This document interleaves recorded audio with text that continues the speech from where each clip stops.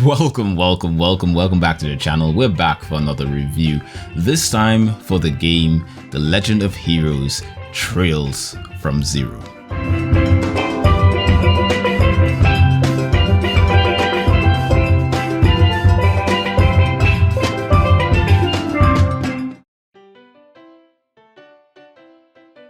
Should you play The Legend of Heroes Trails from Zero first before playing any of the other Legend of Heroes games? Well, that kind of depends. If you're the type of person who cares about chronological progression in a plot, then no. Despite being a somewhat launching point into the Legend of Heroes games, it's still technically a sequel. The proper way to play this would be to play the Sky games first, then organically transition to Zero.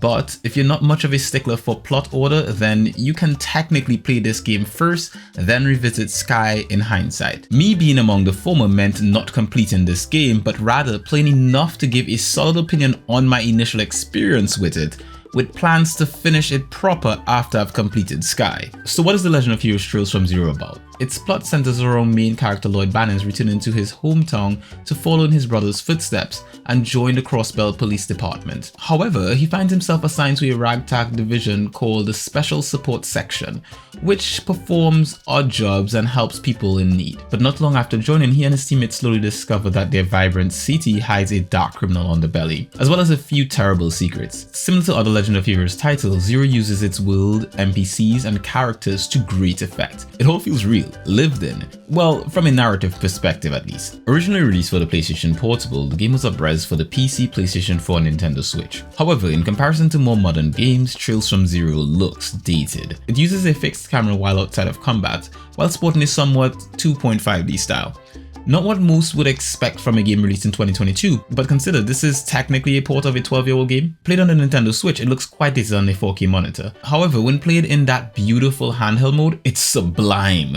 Games like these are meant to be played like this. In fact, I'd go so far as to say that playing this on any other platform, excluding the Nintendo Switch or Steam Deck, is a disservice to the experience as a whole. Not having a Steam Deck myself at the time of writing this review meant that the Switch was the obvious choice for me. It ran smoothly in both handheld and dock mode, but obviously looks better outside of the confines of the dock. Visuals aside, Zero is very similar to other Trails games in that it doesn't suffer the dreaded silent protagonist con illness. Lloyd is his own person. He has a personality and he speaks as such. Voiced in Japanese for important portions of the experience, it's clear who he is and what he embodies. Of course, for any of us who've played a JRPG or two, it's obvious for what he stands for. It's your standard protagonist stuff, you know, good guy, does the right thing, honorable, all that kind of stuff. He's also got compassion for those who need a great sense of justice. The perfect police officer for a corrupt town while carrying the baggage of his tormented past.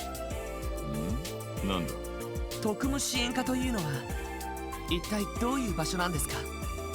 その自分も含めて随分若い顔ぶれのような。ま、いろいろあってな。ちなみに全員お前と同じく期待のルーキーばっかりだ。気楽でいいだろう。今回支給されたのはエプスタイン財団で開発されたその最新型です。従来のものと同じくクォーツと呼ばれる結晶回路をセットすることで作動します。クォーツ、セプチウムのかけらから作られる。It all connects from a narrative perspective, and despite not understanding any of the Japanese, it sounds good too. Whether or not any of the voice work was reined in, I certainly couldn't tell. Add to that the banging soundtrack and engaging combat for a must-play experience. Its one and only flaw being that slow pacing at the beginning. Trails games can be quite dialogue heavy, and this one is no different. For the initiated, this serves as splendid world building, but that may deter others. My advice? Pace yourself if you're not accustomed to such experiences, or share in the fun by reading dialogue with a friend or a spouse. Once the plot picks up, it's more of a split between dialogue, fetch quests, and combat. Questing Tales from Zero comes in two varieties, subquests and main quests. Subquests can and should be addressed before addressing the main ones because they will expire. Thus, locking out potential XP, funds, and world development. Yes, you can pretty much just stick to the main quest, but why would any sane person play a JRPG in such a blasphemous fashion? It just makes no sense really. Quests are gained via the computer in your base, and players are able to choose the quest that they wish to undertake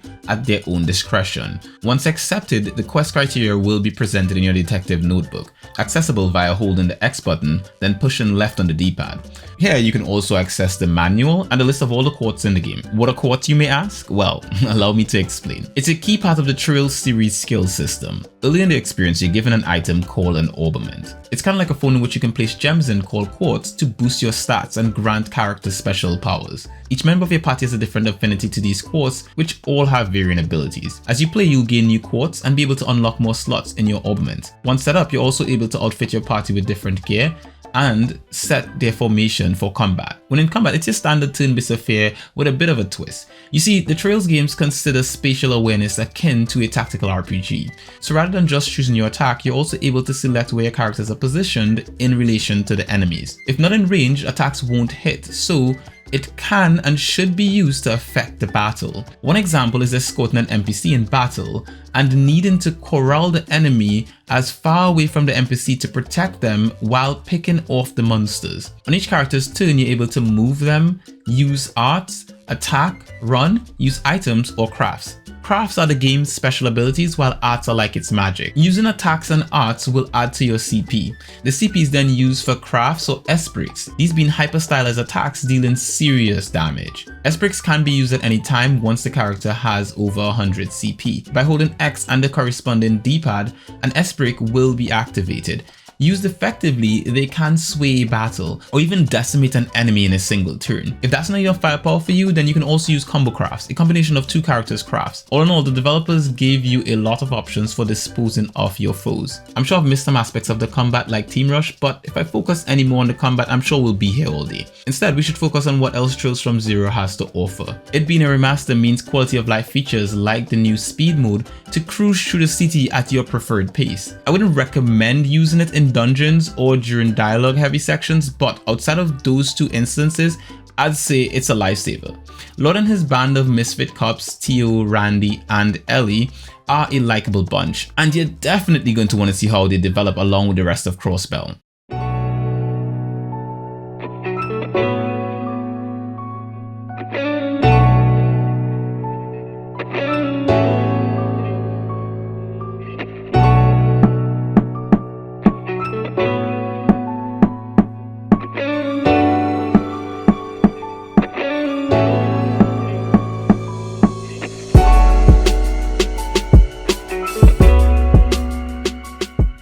So, with all I've had to say so far about this game, here's my final verdict. The Legend of Heroes Trails from Zero is my third foray in this illustrious series, and I wholeheartedly enjoyed my time with the game. I was delighted to return to a world that felt familiar with a bit of a new twist to it, and I look forward to returning to it soon after completing the Sky trilogy. But until then, I'm happy I got to meet Lloyd and the SSS team. Obviously, my opinion on the game is based on a limited amount of the experience, but if there's one thing I can confirm, it's that the Legend of Heroes games are well worth their price of admission. For a more in-depth opinion on the game, I'd recommend checking out some of my other friends' reviews, which I'll link somewhere in the description.